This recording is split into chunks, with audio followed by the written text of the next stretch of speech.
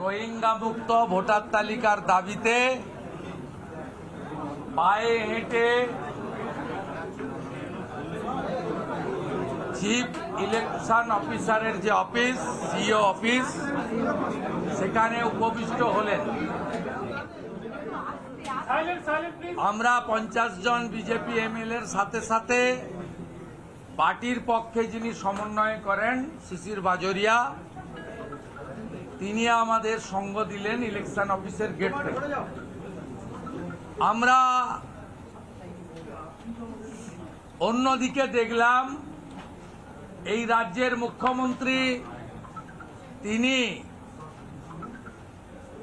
রোহিঙ্গাদের যাতে প্রোটেকশন দেওয়া যায় সেজন্য একটি ব্যর্থ মিছিল করলেন।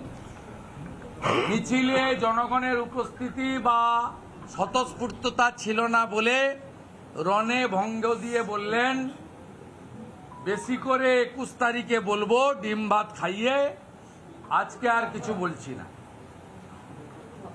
আপনারা জানেন ইতিমধ্যে সংবাদ মাধ্যমে এসে গেছে বিহারে লক্ষ লক্ষ অবৈধ অনুপ্রবেশকারী রোহিঙ্গাদের নাম পাওয়া গেছে, যারা মূলত বাংলাদেশ এবং নেপাল বর্ডার দিয়ে পশ্চিমবঙ্গ হয়ে বিহারে ঢুকেছেন। শেষ প্রেস নোটে ইলেকশন কমিশন অফ ইন্ডিয়া বলেছে 86.05% বাড়ি বাড়ি ভোটার তালিকায় যে স্পেশাল সমীক্ষা, সে কাজ তারা শেষ করেছে। মমতা বন্দ্যোপাধ্যায় তার কৃষ্ণনগরের সাংসদকে পাঠিয়েছিলেন সুপ্রিম কোর্টে, বিহারে আটকাতে নয়, পশ্চিমবঙ্গে রোহিঙ্গা মুসলমানদের নাম যাতে ভোটার তালিকা থেকে বাদ না যায় সেজন্য। সুপ্রিম কোর্ট সব দেখে শুনে বুঝে স্থগিতাদেশ দেয়নি। আমরা আজকে এখানে এসেছি 7 সেকেদের মতো আনসারুল বাংলার প্রতিনিধি, যা কয়েক মাস আগে মুর্শিদাবাদের হরিহর পাড়ায় খাজেরি মাদ্রাসা থেকে গ্রেপ্তার হয়েছে, 3 বার তৃণমূলকে ভোট দিয়েছে, সেই রকম লক্ষ লক্ষ রোহিঙ্গাদের নাম বাদ দিতে হবে। মুখ্যমন্ত্রী বলছেন বিএসএফ এর দায়িত্ব। আপনি বিএসএফ কে 540 কিলোমিটার জায়গা জমি দেননি কেন? 2016 থেকে রিপিটেডলি ভারত সরকার, স্বরাষ্ট্র দপ্তর, স্বরাষ্ট্রমন্ত্রী এবং বিএসএফ এর অনুরোধ করা সত্ত্বেও আপনি বিএসএফ কে সম্পূর্ণ জমি দিয়ে কাঁটাতারের বেড়া লাগাতে যেটুকু সময় লাগে ওই সময়টুকু দিয়ে তারপরে বিএসএফ এর উপরে আঙ্গুল তুলুন। আমরাও নিশ্চিতভাবে আপনার এই যুক্তিকে সমর্থন করব।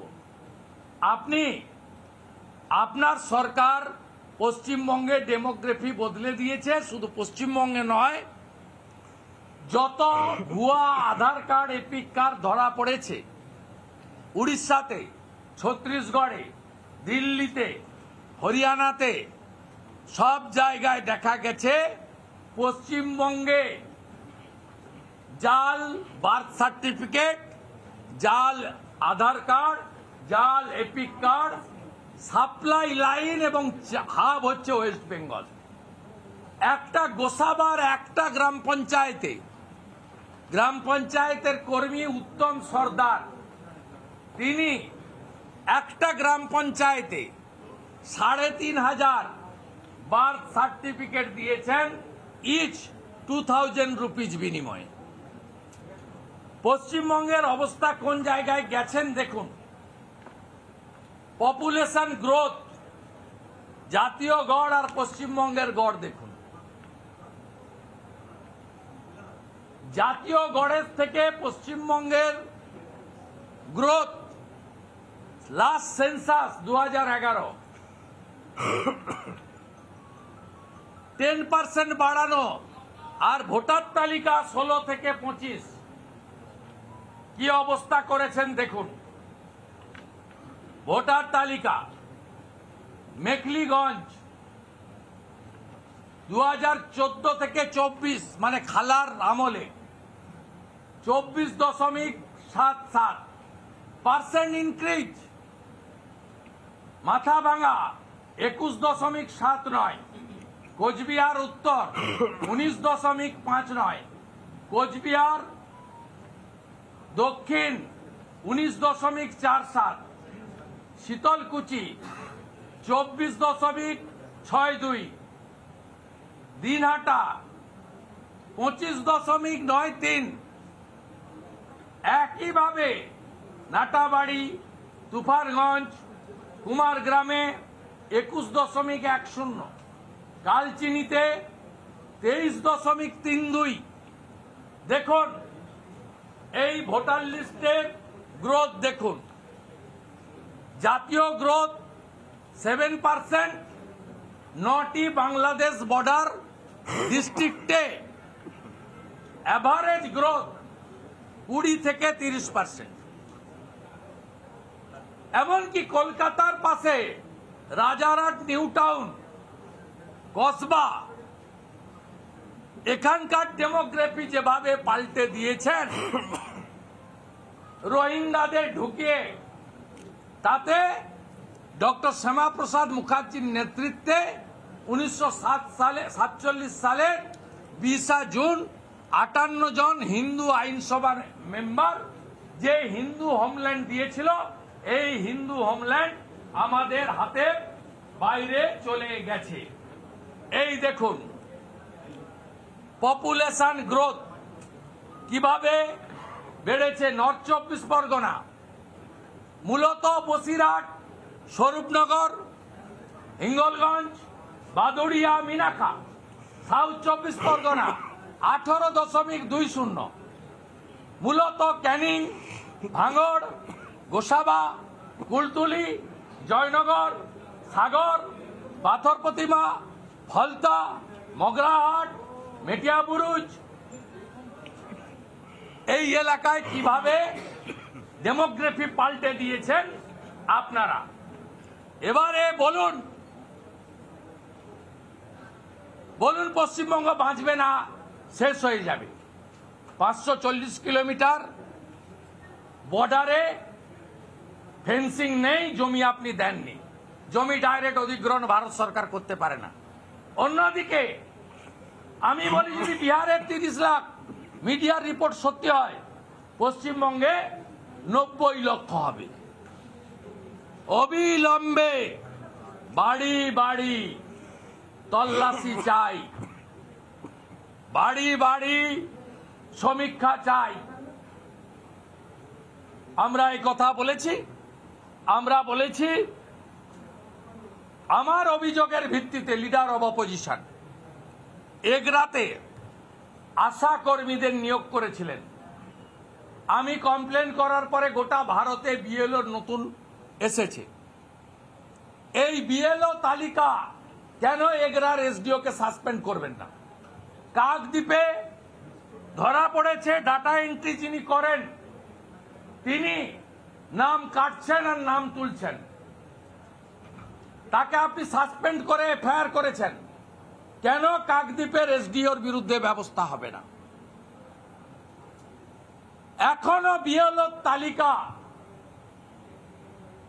বিডিওরা অধিকাংশ ভুয়া ওবিসি সার্টিফিকেট হোল্ডার বিডিওরা মমতাকে এবং তার চোর ভাইপোকে বাঁচানোর জন্য তৃণমূলের সঙ্গে বসে বিএলও তালিকা করছে।